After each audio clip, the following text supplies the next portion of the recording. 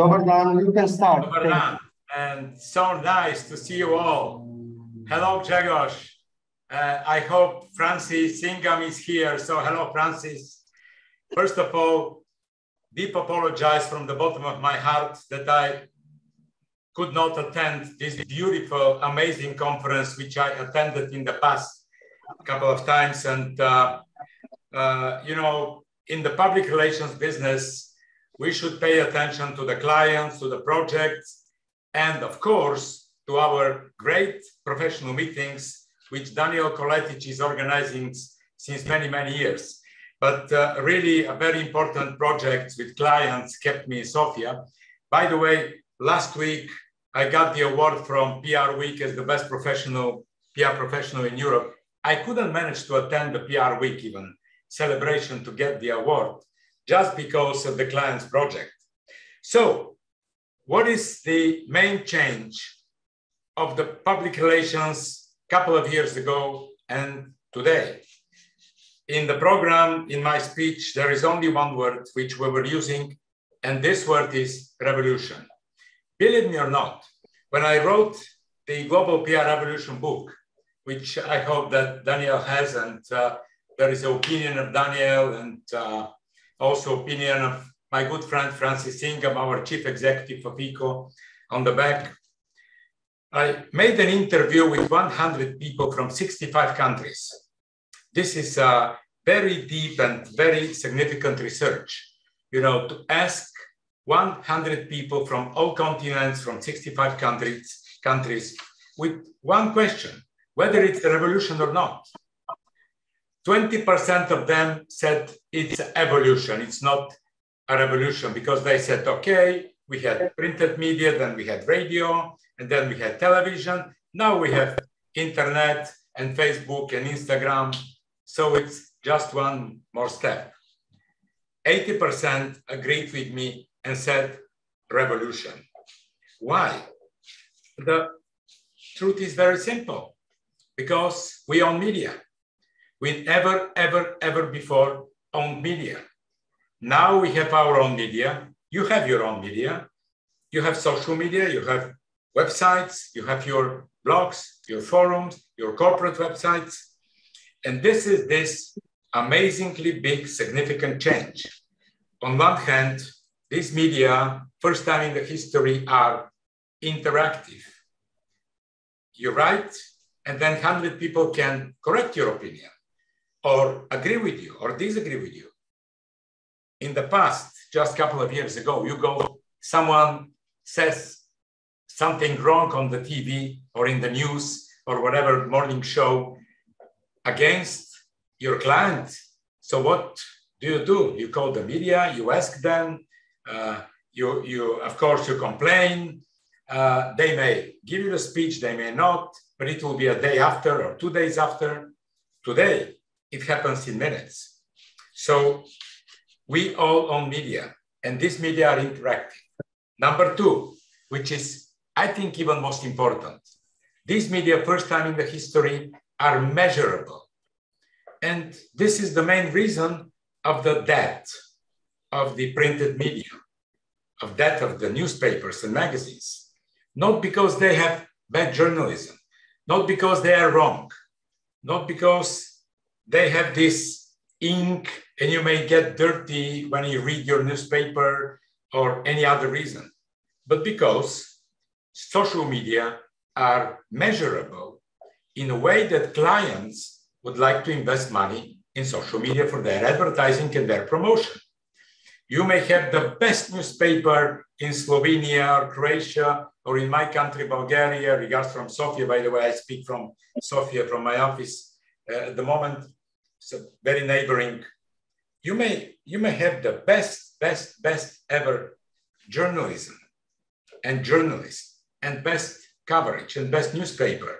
But if there will be no advertisement, then this media cannot exist.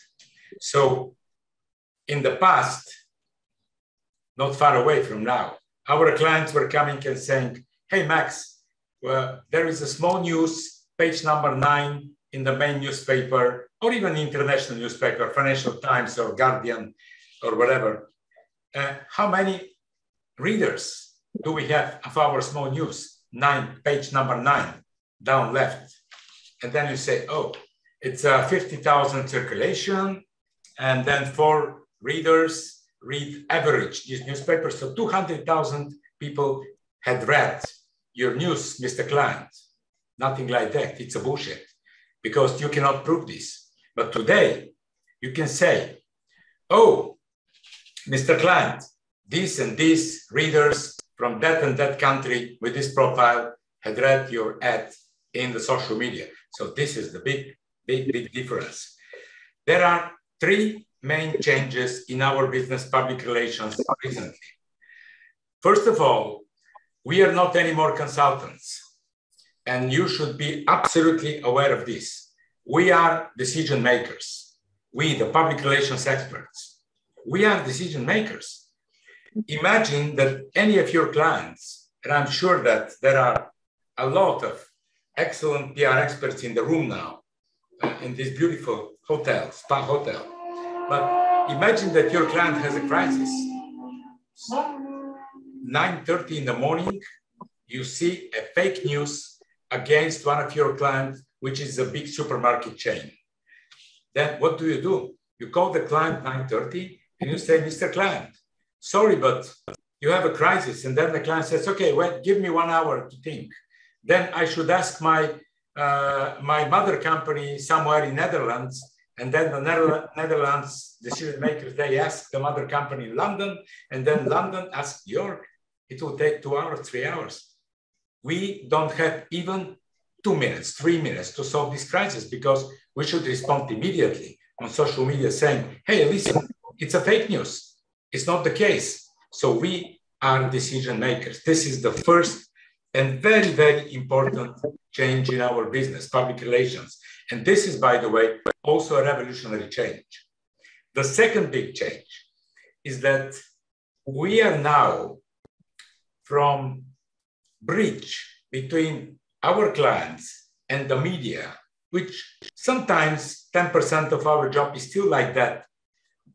Clients come to us and say, Max, can you please do something interesting to promote this pen in a way that our clients, they buy more pens or, I don't know, cup of coffees or whatever. Then we can send a press release to the media. So we rely that media will publish something about that. But in the most of the cases, this bridge between us and media does not exist, because we are not interested anymore in traditional media. We go straight to the social media and we write about the pen, the cup of coffee, whatever product or service our client would like to promote. In that respect, we, the public relations experts, are now something between, or a chemistry between publishers, editors, and reporters. Not anymore consultants. Forget about that word even. I'm talking from the point of view of my practice, from the point of view of the practice. Publishers, because we own media. And this is the main characteristic of a publisher. Publisher owns media, printed, TV channel, electronic, whatever, online, social media as well, even much stronger. Editors, because we edit text, because we work with the content. So we cannot post on our behalf even, but even not talking on behalf of the client, any text. We are editors because we take care of each single word, especially on Twitter, especially on the social media like Instagram with more visuals, Twitter with short text, but meaning more. Reporters, number 3. Why reporters? Because we are creating news. Nobody will read anything about the pen or whatever product of our client or computer or bank services or whatever if we don't create news, if we don't put this context or this content or this text in a very interesting newsworthy way. So this is the second big change in our business. First of all, we are not consultants, we are decision makers. Secondly, we are a chemistry between publishers, editors, and reporters. And number three, all we are speaking, and I'm sure that yesterday and today and tomorrow in this amazing place, an interesting conference, ProPR, you will talk about content, because it's all about content at the end of the day. I mean, we can have media, we can have everything, we can have beautiful offices, excellent teams, great clients. If we don't create content, we are nothing. But I think that in the past, even couple of months, we made a transformation from content managers, which we pretend to be the managers of a good content, into a live storytellers. And this is the future, my dear friends. From content managers, we will turn our business into live storytellers, because we must understand that the combination public relations these days is more or less nonsense. Public relations was founded more than 100 years ago, when, especially in the United States and the United Kingdom, the corporations did not have any public relations. And on a certain point, because of the trade unions, because of the workers' movements, because of the necessity and because of the media, they decided that some small percent of their relations might be public. Then they started hiring journalists, mainly journalists, 100 and whatever years ago. They started hiring some people to manage their public relations, because 95% of the relations were not public. Today, 100% of the relations are public. So if we say public relations, it's something like a wet water or transparent window or something like that, you know, because public relations doesn't mean anything because all the relations are public. So coming back, that from the content managers, we are now turning into a live storytellers. I think even that in the near future, the combination public relations or the name or the brand of our business will change. And it will be something like live relations or live stories or live storytellers. And this will reflect, of course, to the main business we will be doing. 24/7 available, 3,000 emails every day. So I have between 3,000 and 4,000 emails every day.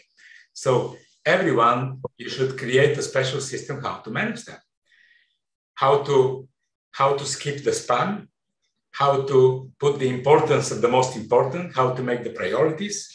And from that perspective, I would like, talking about priorities, I would like to tell you our simple rule of our company since many, many years. And the more years are passing, the more convinced I am that it works very, very effective. This is the rule of 3S: speed, simplicity, self-confidence. Speed, because it's the speed of decision-making. This is the speed of answering emails. This is the speed of communications with a client. This is the speed of solving crises.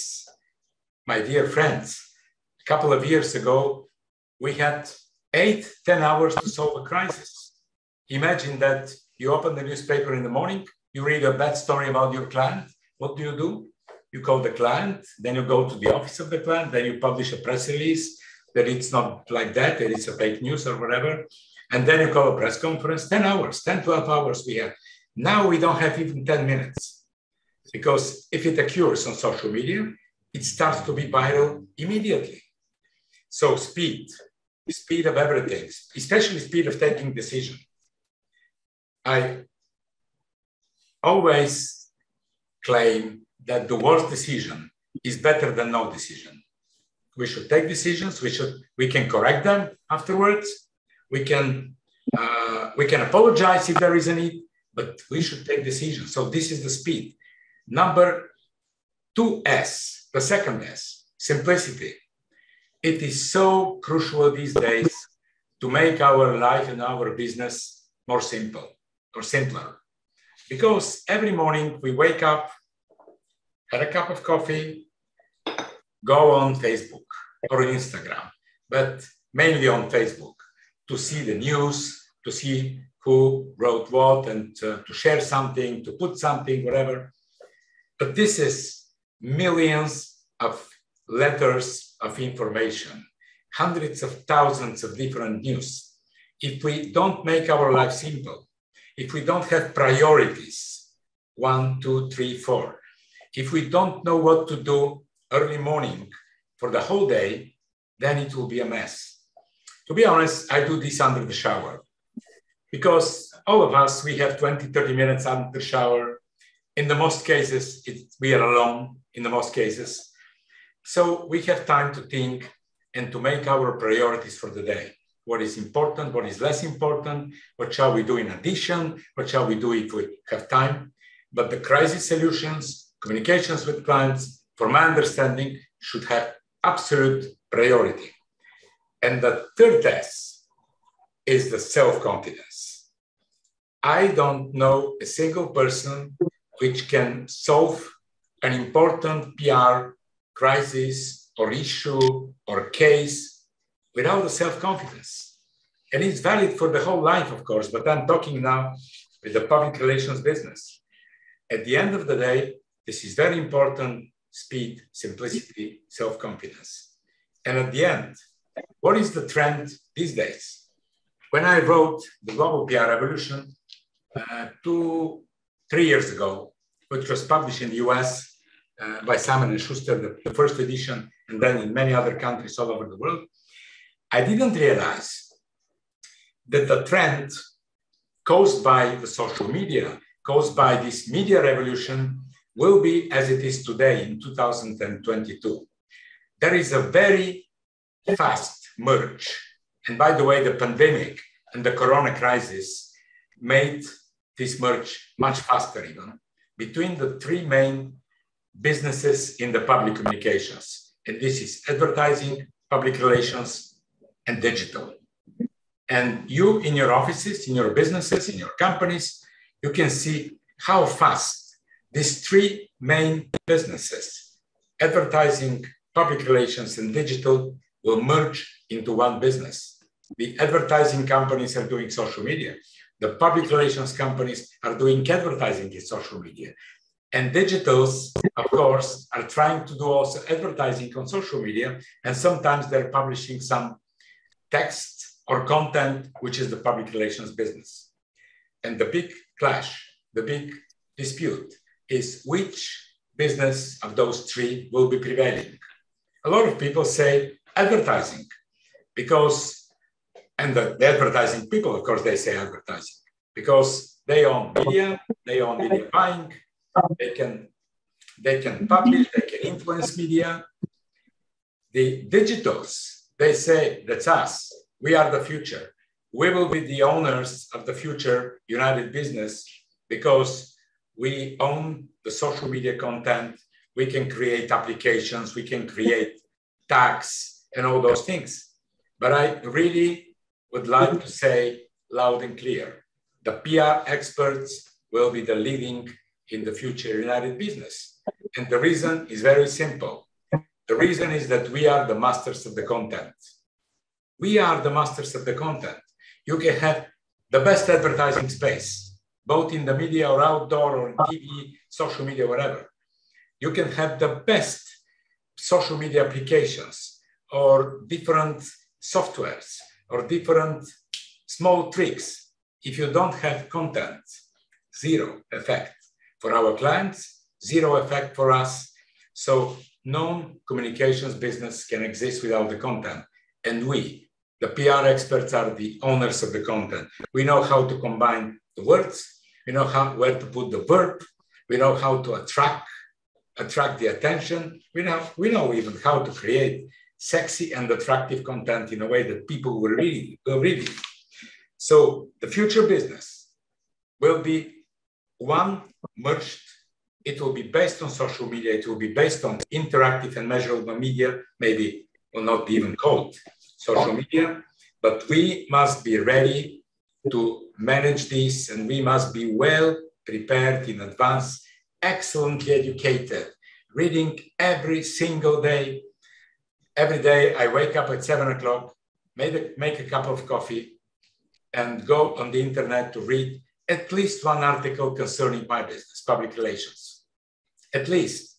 Why? Because every single day things are changing and there is something new. So education is crucial.